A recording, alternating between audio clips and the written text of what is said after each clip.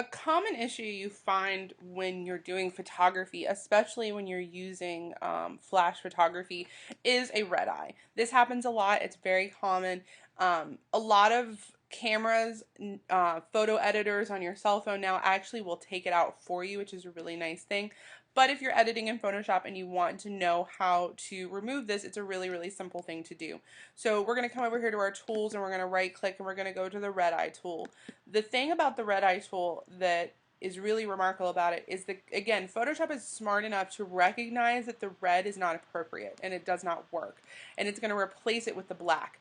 But you have to give it enough area for it to recognize it. If you came right up on this red, it's not going to work because it doesn't have enough resources in order to fix it. So instead, what we have to do is we have to give it enough space. So we just click and drag a box around the entire eye in order to give it some space.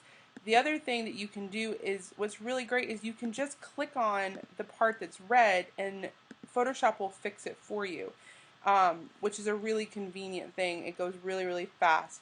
While I'm in here, I'm actually going to go ahead and use the dodge tool and the burn tool in order to kind of do some repairing. He's got some kind of redness on his face. So I'm just going to softly fix some of his redness and just kind of reduce this kind of speckling underneath, and I'm going to brighten up his eyes. His eyes are actually pretty bright, which is nice, but they're blue and it's kind of hard to see that they're blue.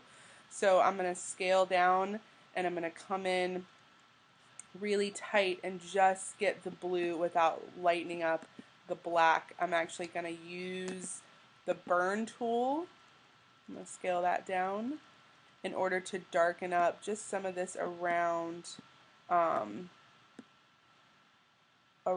his iris so that I see that differentiation and I get a little bit of that redness that gets left behind when you use that red eye tool to go away. And I'm going to come over here and I'm going to do the same thing for this one.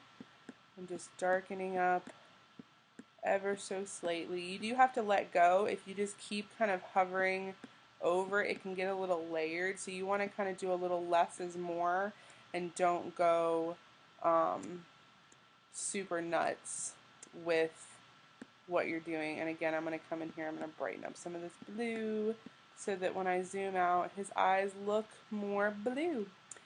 And that's all we do to fix our baby.